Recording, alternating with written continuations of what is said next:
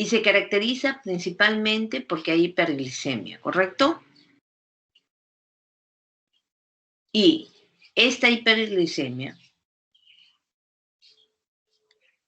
se debe por problemas a nivel de la insulina, ya sea por la cantidad o porque tienes problemas a nivel de los receptores de insulina.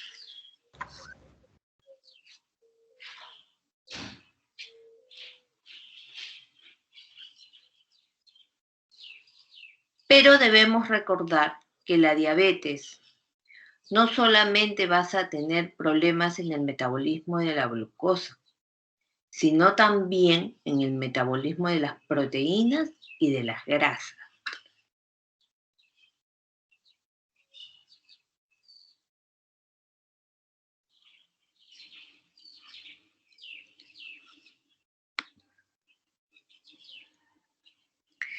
Recordando también que los factores medioambientales, obviamente también la obesidad, el hecho del sedentarismo, también van a tener o van a cumplir un rol en la enfermedad de la diabetes. ¿Qué ocurre durante el envejecimiento? Vamos a tener un aumento en la resistencia a la insulina, porque hay alteraciones de los receptores, porque hay disminución de la sensibilidad de las células beta a la glucosa, los cuales nos va a llevar a un aumento en los niveles de glucosa con la edad. Empiezan a haber alteraciones de los pulsos de insulina y encima tenemos una alteración de la respuesta hepática a la insulina.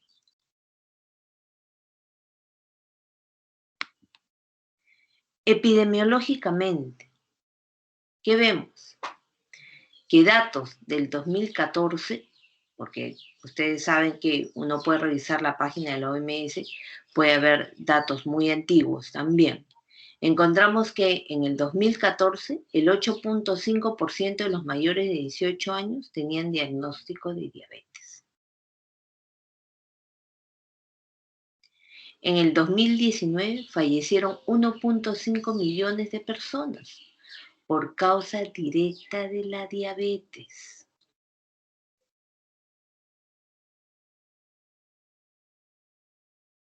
La mayoría de las muertes va a ocurrir en los países de ingresos medios a bajos y causa aproximadamente el 2.6% de los casos de ceguera en el mundo.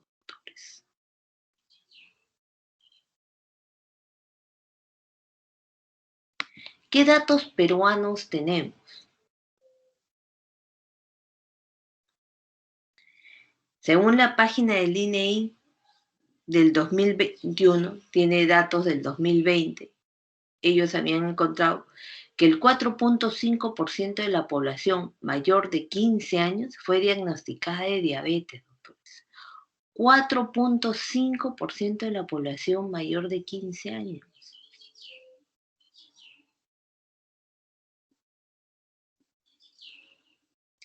Es más frecuente en mujeres y solo el 69.7% recibió tratamiento médico. Quiere decir que casi un 30% de pacientes no recibe tratamiento, doctores.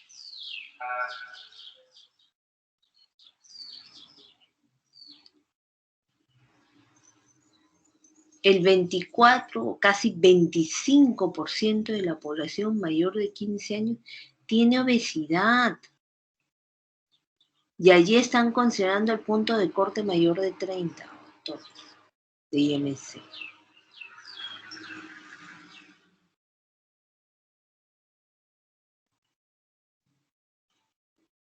Con respecto a datos solo de adultos mayores, para el 2014, el 8.2% tenían diabetes.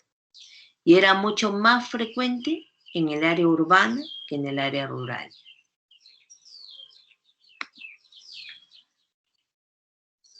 Datos del 2016 encontraron que el 9% de la población mayor había sido diagnosticada de diabetes. Y el grupo con mayor porcentaje de diagnóstico era el grupo entre 65 a 69 años y de 70 a 74 años.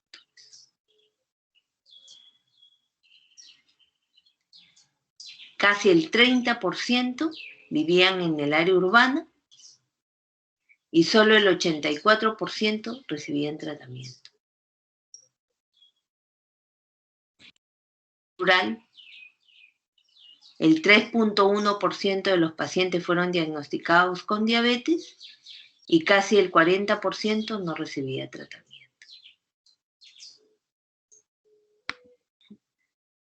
Que es básicamente lo mismo que dice este cuadro. ¿Por qué, doctores, es mucho más frecuente que ustedes diagnostiquen?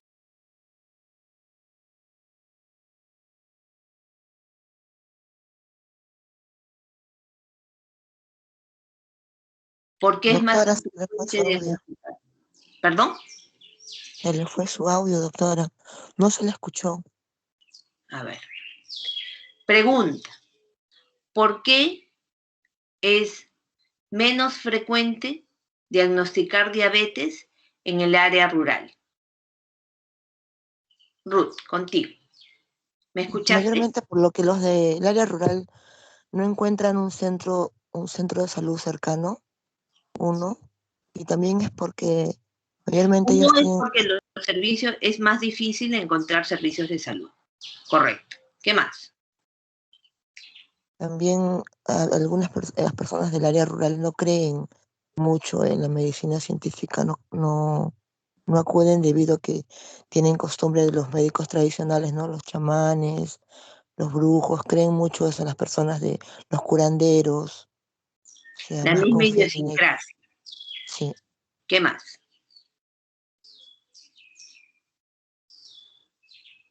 mm, Podría ser.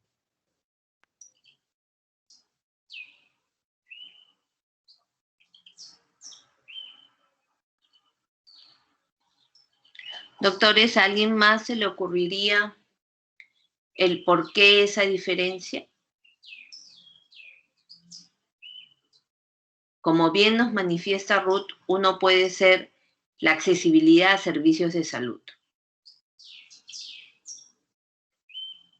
Dos, Doctora, puede ser porque no tenga una vida tan sedentaria y la alimentación es diferente. O sea, ahí no tienen, por ejemplo, acceso a comida rápida. por supuesto, también tiene mucho que ver el estilo de vida.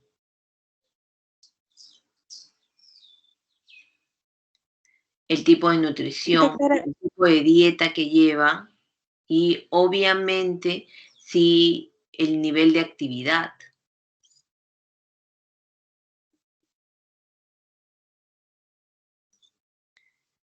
Cintia, habías nombrado, ibas a decirnos algo. sí, Ujú. doctora, el grado de instrucción también podría influenciar. Claro, por supuesto. Como ustedes ven, hay múltiples explicaciones de por qué podemos ver esas diferencias. Entonces, es algo sobre lo cual tenemos que trabajar, doctores.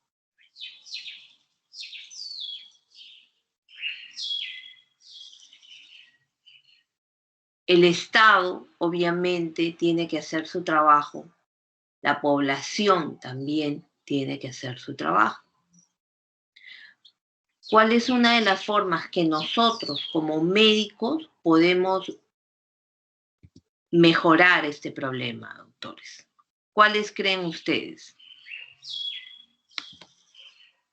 ¿Qué podríamos hacer nosotros como médicos para poder mejorar?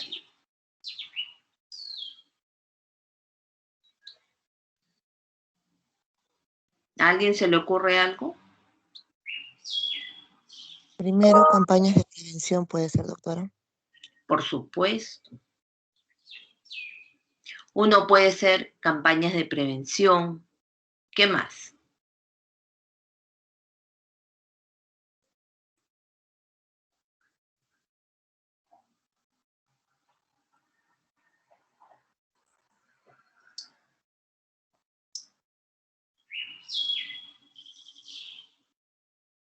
En campañas de prevención imagino que se refiere también a educación, ¿sí?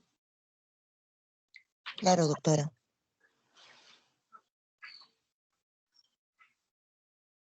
¿Qué más? Siempre hacen los controles de glucosa también. Control de glucosa de la población.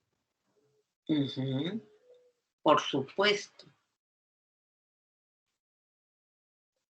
Pueden hacer también, como le llaman, estas ferias médicas, ¿no?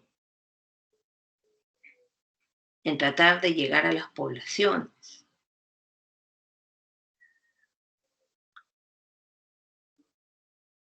Y otra de las cosas, doctores, es que tenemos que educar al personal de salud.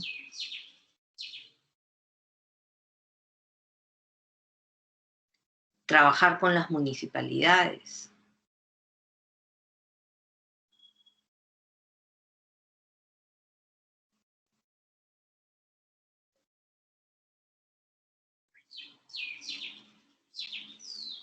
Hacer propagandas.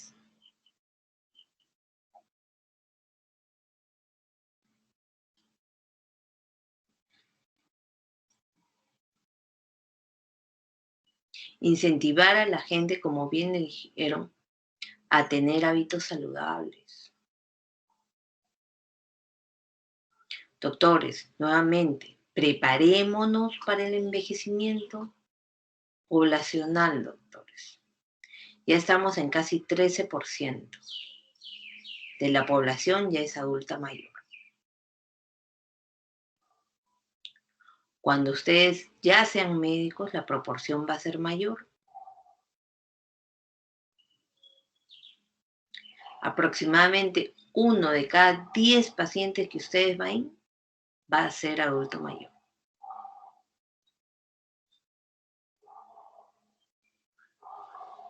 Y además, como bien escuchamos ayer, los adultos mayores utilizan más los servicios de salud.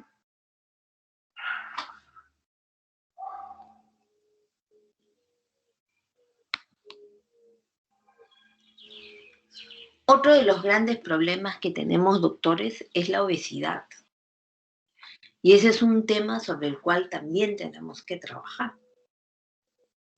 Aproximadamente, la población adulta mayor tiene sobrepeso, casi u obesidad, principalmente obesidad, casi en el 12% de los pacientes.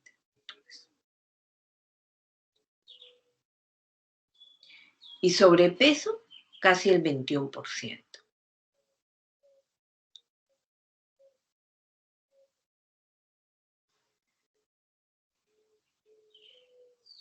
Tenemos que apoyar mucho en el tema nutricional, doctores, en estilos de vida. En eso tenemos que trabajar con mucho ahínco. Brian, buenos días.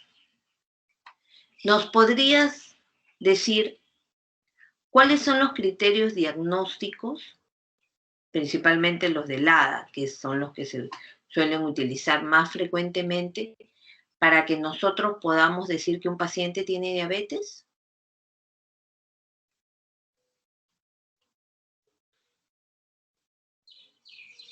Buenos días, doctora. Buenos días, Brian.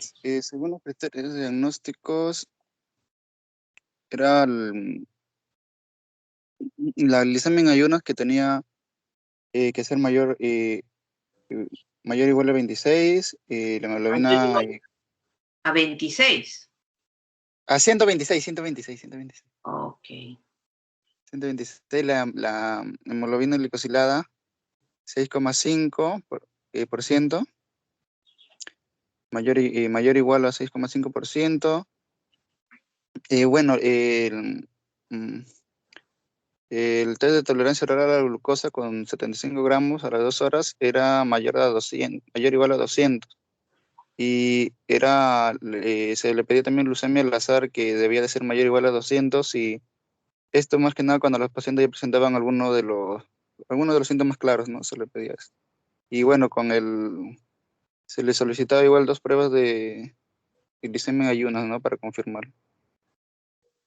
Ujú. Ok, bien.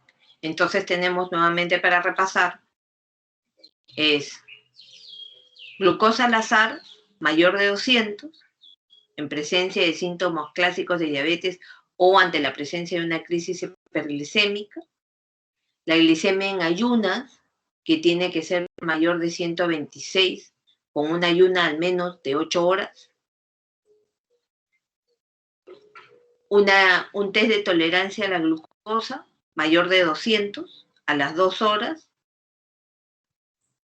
tras una sobrecarga oral de 75 gramos de glucosa anhidra, o la hemoglobina glicosilada mayor de 6.5, considerando que esta debería ser una prueba estandarizada. Y como bien dijo Brian, la prueba debe repetirse o puedes hacer un mix, obviamente, porque no le vas a hacer dos test de tolerancia a la glucosa a la paciente, ¿no? ¿Y cuáles son los signos o síntomas que te pueden hacer sospechar que un paciente tiene diabetes? Grecia, buenos días. Doctora, Grecia tiene problemas con su audio. Ya, Ruth. Ok, muchas gracias. Ahora sí, ¿me escucha? Por Sí. ratos se arregla y Ya, no te preocupes, Grecia. es polidipsia, polifagia, poliuria, pérdida de peso. Ok. Aparte de estos, de las 4 Ps, ¿qué otros signos o síntomas, Grecia, nos podría hacer sospechar que un paciente pueda sufrir de diabetes?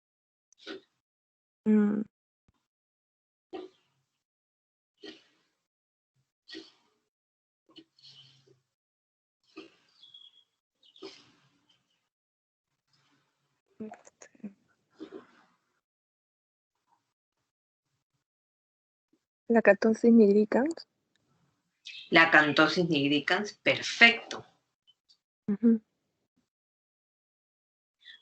Ruth, ¿serías tan amable de poder decirnos algunos otros signos o síntomas? La irritabilidad, doctora. El ¿Qué más? aumento de fatiga y debilidad también. Exacto, irritabilidad, fatiga, cansancio. ¿Qué más? La visión borrosa también eso Perfecto. representa. Visión borrosa, muy bien, Ruth. Brian.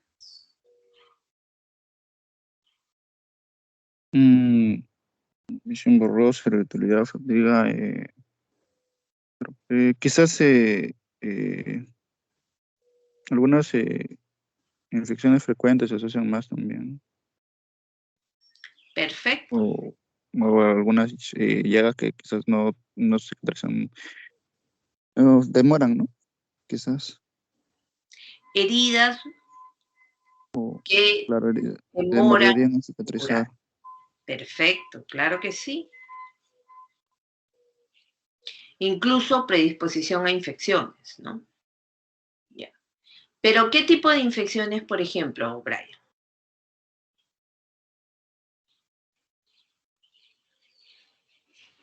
¿Cómo dijo?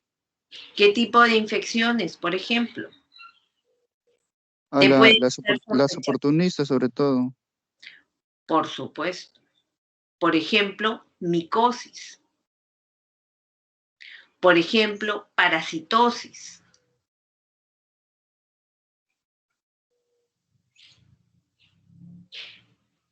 Por ejemplo, TB, doctores. Tuberculosis. Ahora, COVID.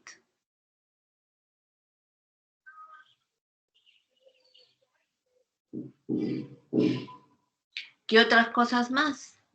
Por ejemplo, infecciones urinarias a repetición, vaginitis o vaginosis.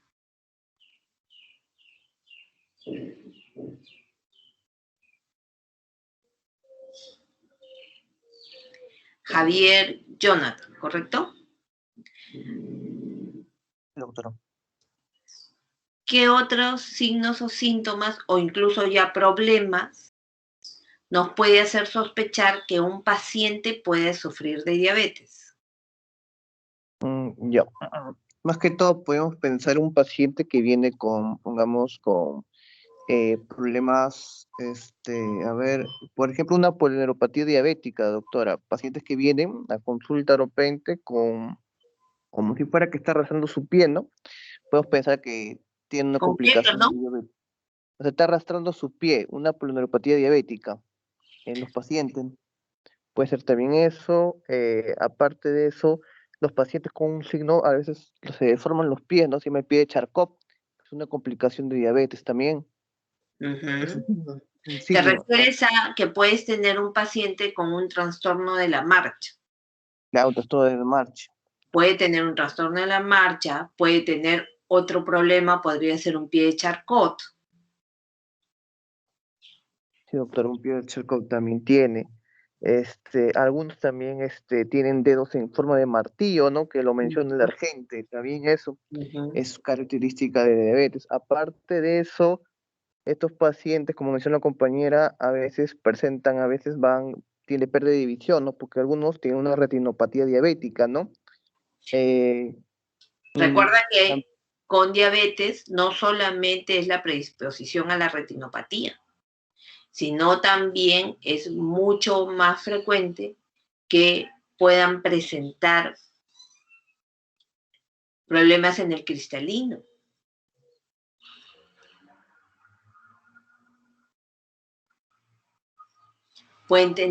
Ellos tienen mayor predisposición también a hacer cataratas, doctores.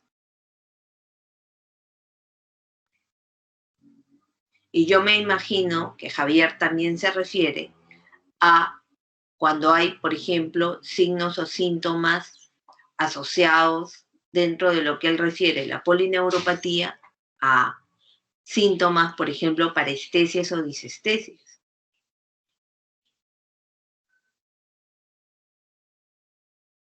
O dolor de características neuropáticas. Ustedes ya hicieron dolor, así que eso ya lo recuerdan.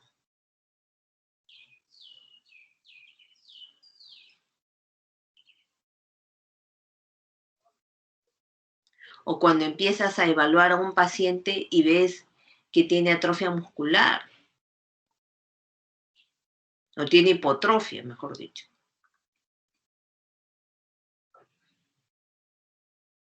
Hay pérdida de pelo.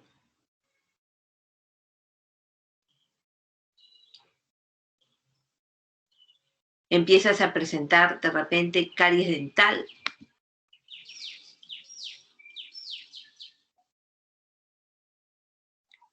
Onicomicosis generalizadas. ¿Qué otra cosa más?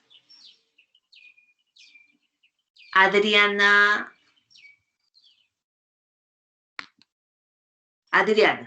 Ticona, podría hacernos sospechar.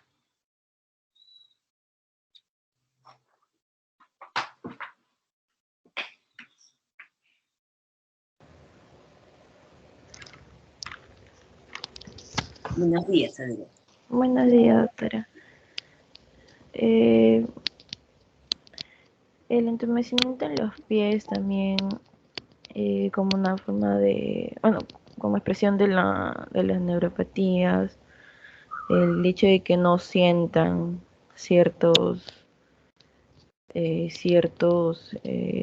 digamos, lesiones, digamos, por ejemplo, si se hacen una herida no la han sentido, o alguna señal de que esté haciendo una nefropatía, por ejemplo, una orina espumosa que nos refiere el paciente, Creo que es la correcta porque ya le dijeron casi todo. Por ejemplo, te refieres a si un paciente presenta edema. También puede haber hinchazón de pies y Me manos. podría hacer pensar que de repente tiene un edema de miembros inferiores o quizás ya un edema generalizado. Si, por ejemplo, te presenta globo vesical, puedes también sospechar que ese globo vesical puede ser por una polineuropatía.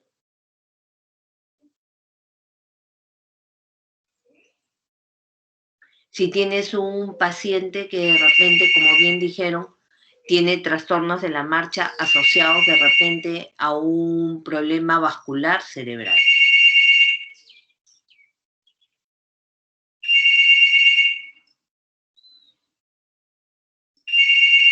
Doctores, denme un minuto, por favor.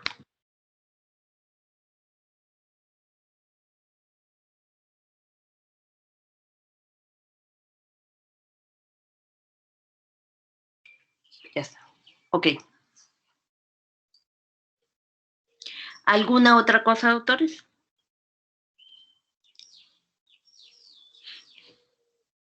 A ver, Jesús Toledo. Buenos días. Sí, claro, buenos días. Bueno, lo que contaron mis compañeros, claro que es para el paciente, que son las primeras síntomas y signos del comienzo de la diabetes. Creo que también podría ser bueno decir para las emergencias y todo eso, el aliento con olor a manzana que se presenta en la cetoacidosis diabética, en el coma hiperosmolar. El aliento cetónico, te refieres, o al de manzana. También serían los problemas gastrointestinales. Y bueno, como mencionó mi compañera, los problemas nefrológicos también pueden causar calambres por la anemia que presentan estos pacientes.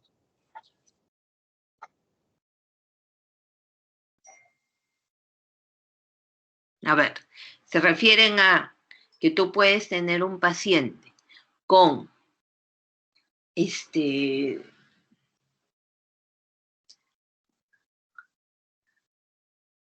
a ver, tendrías pacientes que te pueden hacer compromiso renal e incluso anemia, porque eso es lo que entiendo, de lo que me has referido, que, o en todo caso, si tienes un paciente anémico, dentro del estudio hasta podría tener diabetes, porque puede haber hecho también compromiso renal. ¿A eso te refieres? Bueno, serían los últimos casos, ya que en una insuficiencia renal lo último que se va a alterar va a ser la producción de eritropoyetina. Exacto. Pero también cabría. Lo ves en nivel 5.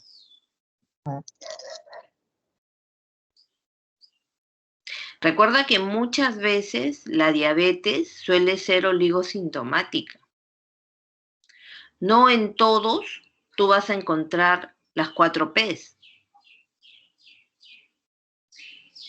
Muchas veces tú diagnosticas diabetes ya por las complicaciones de la diabetes, que pueden ser complicaciones agudas o complicaciones crónicas.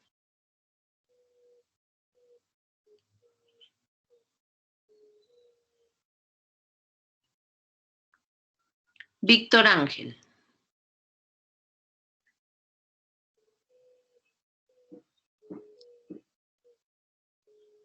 Doctora, buenos días. Muy ¿Me puede buenos escuchar? días. Sí, te escucho muy bien, Víctor.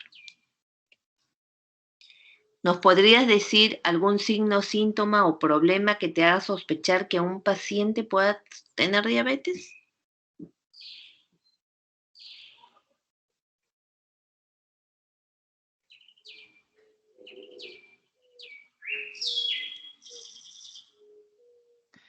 Bueno, doctora, creo que los compañeros que han estado mencionando anteriormente, bueno, no recuerdo algún otro otros signos, síntomas, lo que podría ser quizás venga con una complicación, ¿no? Así como el compañero mencionó de una cetoacidosis, podría venir con un síndrome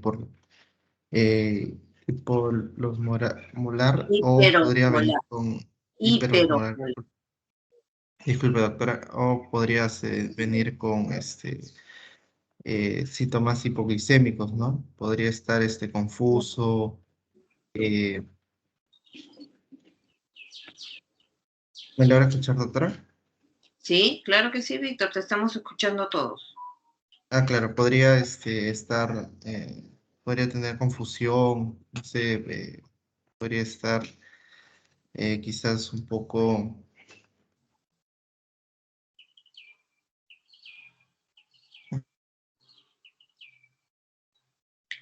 Claro, como bien dice Víctor, si ustedes, por ejemplo, tienen un paciente con un síndrome confusional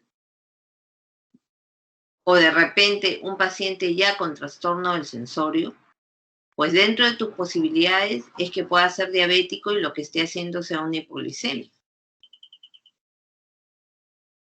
O, en todo caso, esté haciendo una hiperglicemia.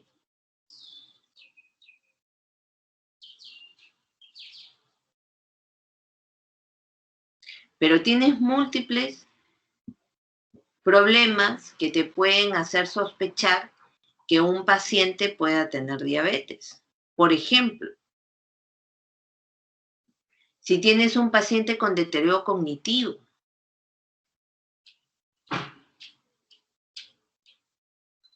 dentro del estudio, doctores, ¿no tienen que descartar diabetes?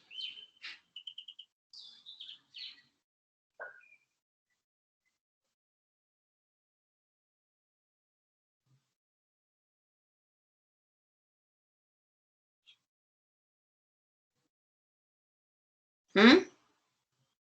Dentro del estudio de deterioro cognitivo no incluye descartar enfermedades metabólicas.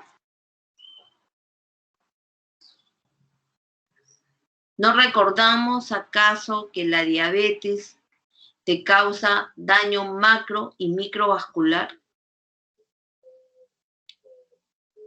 Que si, por ejemplo, tú tienes un paciente con un infarto agudo de miocardio, también tienes que sospechar que pudiera ser diabético. Si bien diabetes no se hace diagnóstico en estado agudo, mejor dicho, cuando uno tiene una enfermedad aguda. ¿Por qué? Porque las enfermedades agudas, por el alto nivel de estrés, también puede elevarte la glicemia. Pero si, por ejemplo, tienes un paciente que tiene 300 de glucosa, lo probable es que ese paciente sea diabético.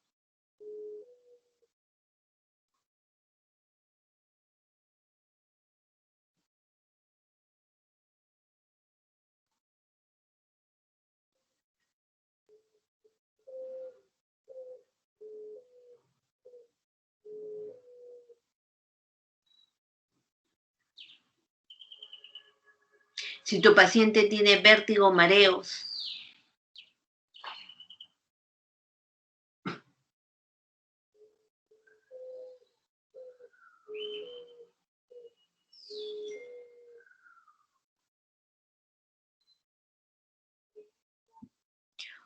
a lo que yo voy con todo este ejercicio, doctores, es que ustedes abran su pensamiento.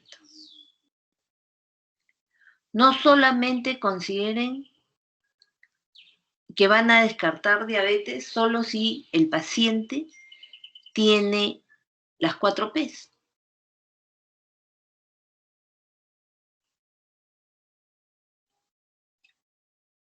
Sino que hay otras enfermedades en las cuales, o otros signos o síntomas que nos pueden hacer sospechar que el paciente pueda presentar diabetes.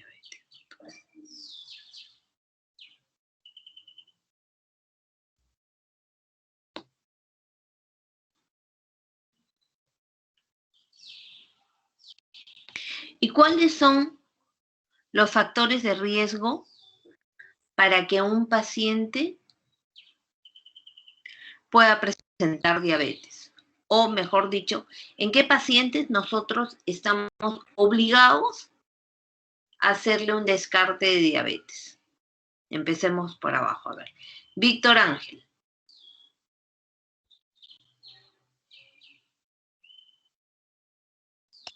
Doctora, ¿Me escuchaste la pregunta?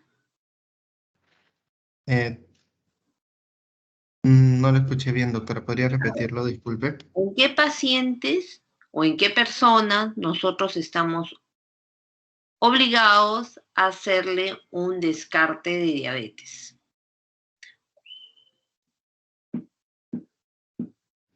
Bueno, doctora, como se mencionó, en pacientes que tengan quizás factores de riesgo o vengan presentando síntomas, ¿no? Como es la polidipsia, poliuria, polifagia. Y bueno, ¿no? Si en caso tuvieran antecedentes familiares o bueno, ¿no? Antecedentes familiares, perfecto. Obviamente si tiene sintomatología. ¿Qué más? Por ejemplo, si tuviera quizás un síndrome metabólico, ¿no? ¿Te refieres a si el paciente es hipertenso o es dislipidémico o Sí, tiene doctora, obesidad? porque podría tener una mayor predisposición a ser diabético. ¿O tiene obesidad central?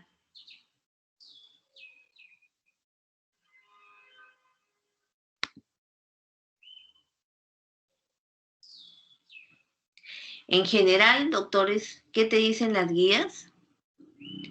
Que debería de ser cada 3 años en personas mayores de 45. Y en personas que tengan un índice de masa corporal mayor de 25 o mayor de 23 en descendientes asiáticos en América, y al menos uno de los siguientes, que son antecedentes familiares en primer grado, etnias de alto riesgo, que son la raza negra, la raza asiática, por ejemplo, el sedentarismo, cuando hay antecedentes personales de enfermedad cardiovascular, cuando hay dislipidemia, cuando hay hipertensión arterial, acantosis nigricans, ovario poliquístico, si tienes el antecedente de diabetes gestacional, y obviamente cuando tienes ya un test de tolerancia alterado o tienes prediabetes.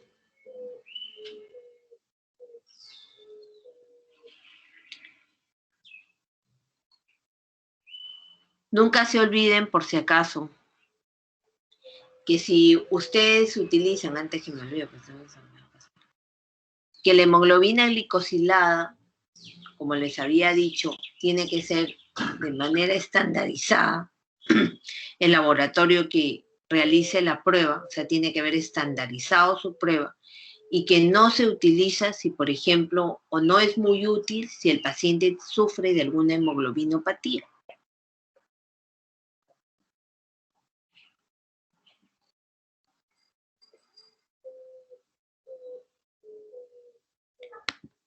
Entonces, como estábamos hablando, la diabetes va a tener complicaciones macrovasculares y microvasculares, ¿no? Dentro de las microvasculares, ¿cuáles son las complicaciones, Adriana? La retinopatía diabética, la nefropatía diabética, la neuropatía y Exacto. las neurogiopatías. Tenemos dentro de las complicaciones microvasculares es la retinopatía, la neuropatía y la nefropatía. Y dentro de las complicaciones macrovasculares o de vaso mediano, tenemos los accidentes cerebrovasculares, Por ejemplo, con los infartos.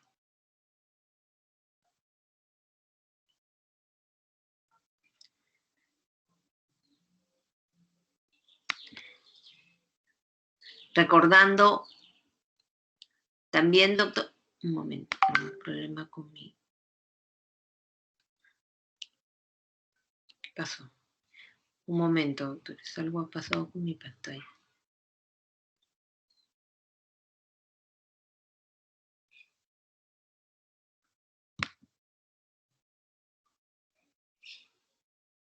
¿Se ve mi pantalla, doctores?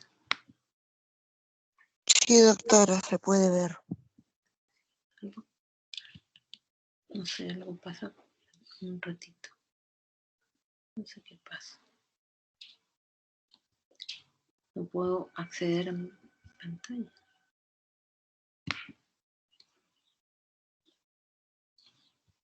Un ratito se ha rayado mi computadora.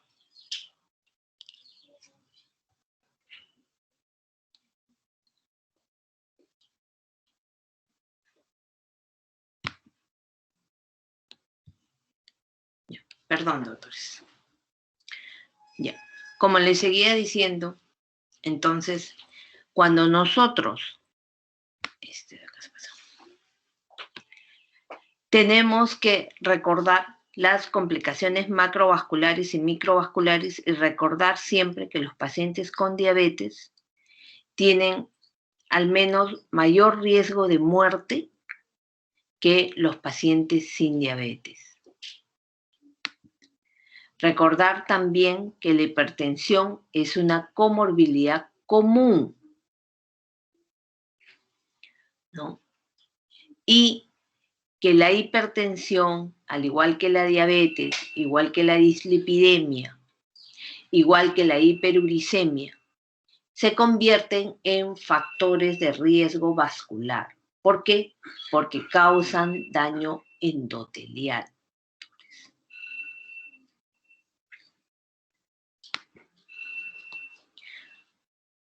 Obviamente, la presencia o consumo de tabaco,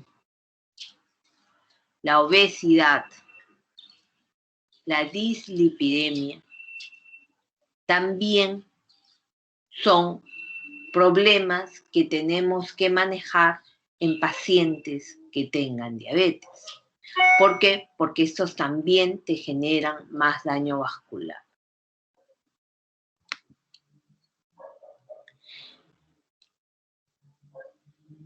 Con respecto a la retinopatía, que es una de las complicaciones microvasculares, debemos recordar que es una causa importante de ceguera, ¿no? Que al cabo de 15 años con diabetes, aproximadamente un 2% de los pacientes se quedan ciegos.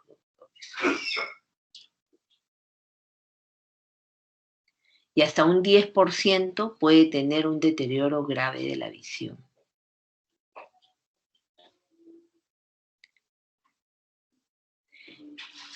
Con respecto a la nefropatía, aproximadamente un 10 a 20% de estos pacientes van a morir por daño renal, por su diabetes. Pregunta, doctores. ¿Cuál es el tipo de neuropatía más frecuente asociada a diabetes?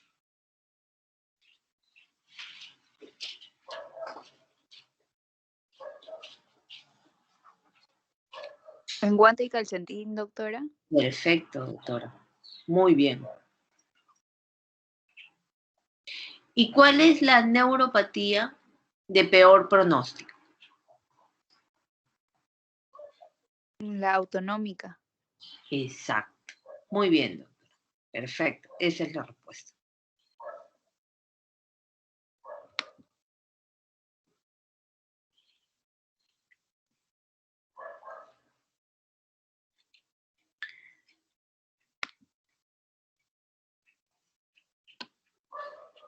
Recuerden, doctores, perdón, hoy se raya otra vez mi computadora.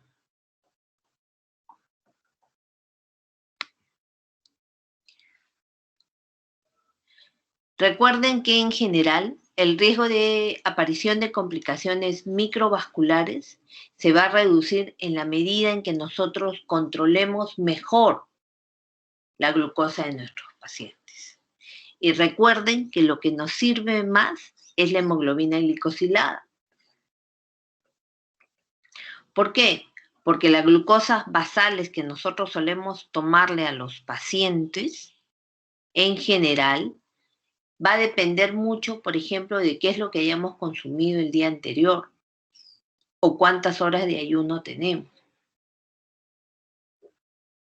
En cambio, con la hemoglobina glicosilada es más difícil que nos puedan engañar.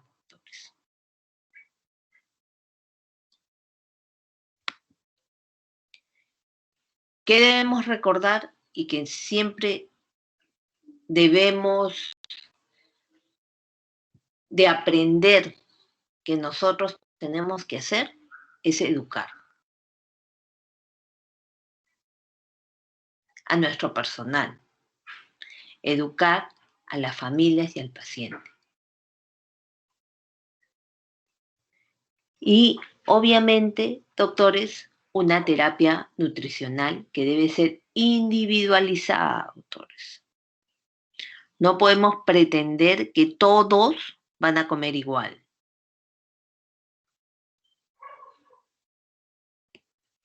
Porque va a depender, como bien dijeron, de los gustos y de la capacidad adquisitiva de cada familia.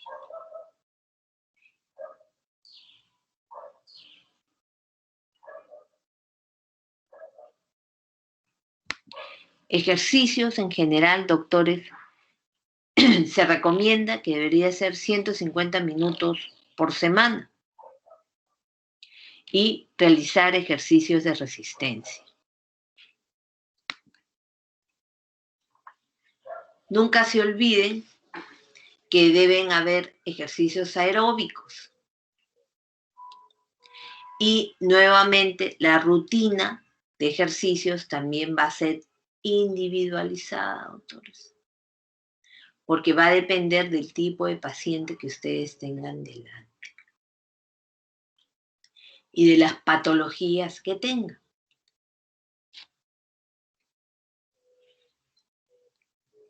Por ejemplo, no va a ser lo mismo que ustedes manden a hacer ejercicio a un paciente que de repente tiene artrosis de rodilla o de repente tiene una secuela de un accidente cerebrovascular.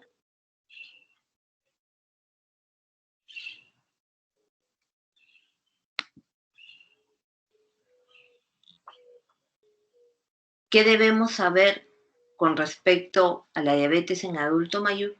Es que te va a aumentar el riesgo de institucionalización, de disminución de la capacidad funcional, mortalidad, de complicaciones microvasculares agudas y crónicas y de demencia.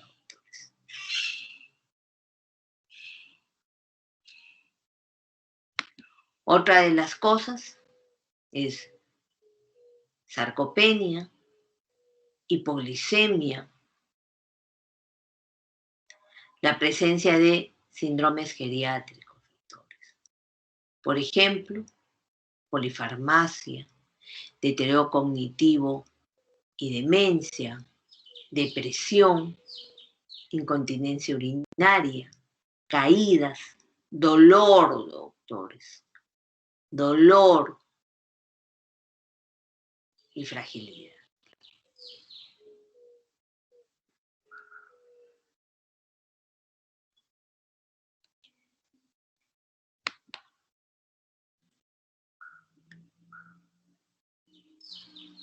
¿Qué es lo que te recomiendan? Doctores, ¿me escuchan?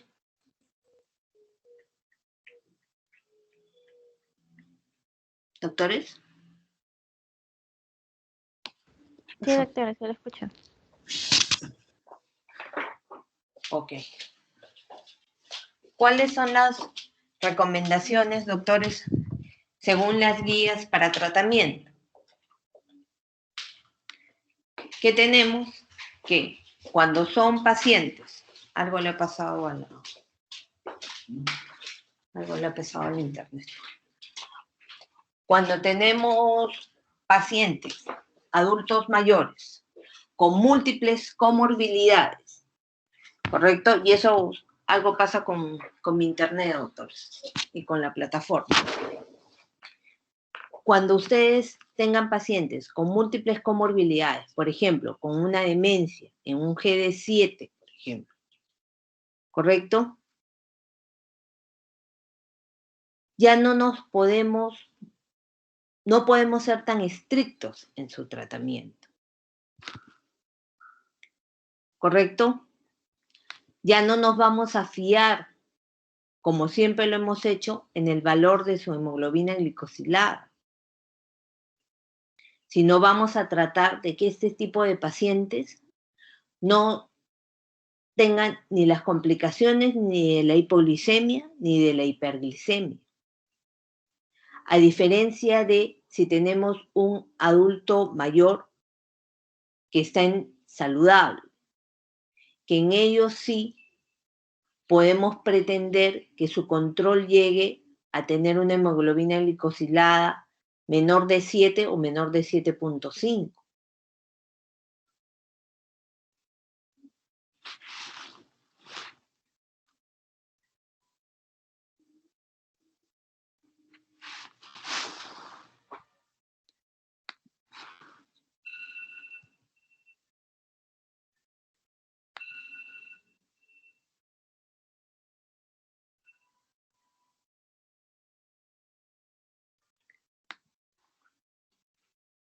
¿Se entiende, doctores?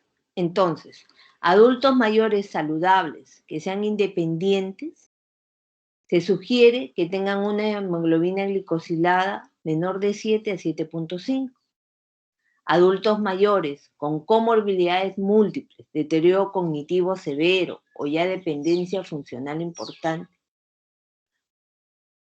nos vamos a fijar o vamos a evitar que el paciente tenga complicaciones, ya sea por hiperglicemia o por hipoglicemia. O sea, también va a ser afectada nuestra decisión por la expectativa de vida de estos pacientes.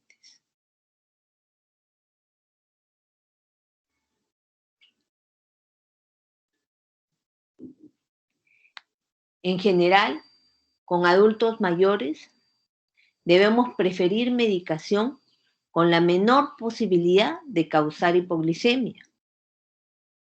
Debemos simplificar la medicación. Nuevamente, el tratamiento debe ser individualizado. ¿Por qué? Porque también debemos evaluar costos. Debemos saber qué tan simple es la medicación, o sea, que el paciente pueda recibir la medicación. Se debe monitorizar la glucosa siempre en todas las visitas médicas.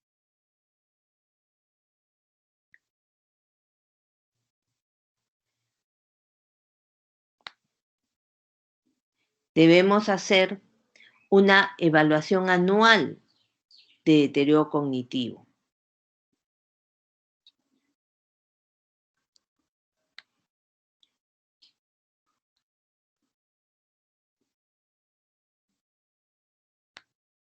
Con respecto a la medicación, doctores, la metformina en general se considera de primera elección. Doctora, disculpe, está pasando las diapos porque se ha quedado en nutrición balanceada. Si algo ha pasado, espérate un momentito, se ha colgado.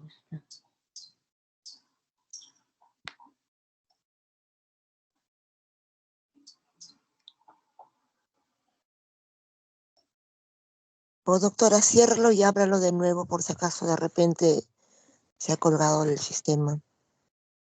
A ver.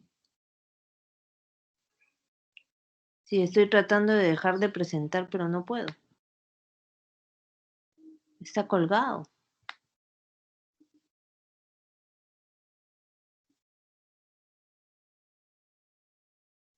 A ver.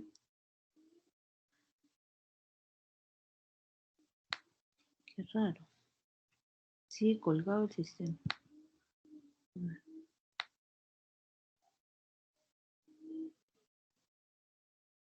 Ya.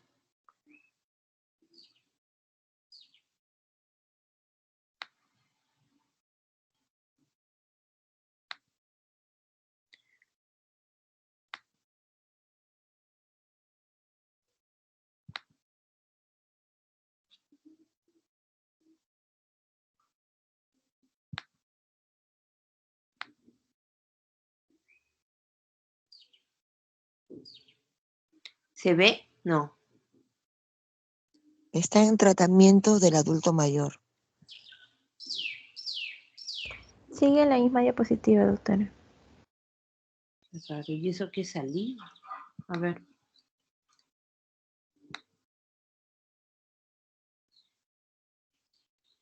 Nada. No sale. ¿Ustedes logran ver mi pantalla? Porque yo no la veo. Vemos aún la diapositiva. Sí, se No ve. parece que haya salido.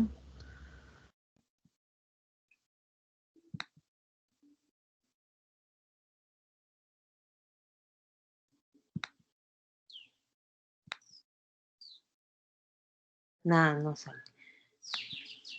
Doctores, voy a... Ah. Ahora sale que está cargando. No, doctora.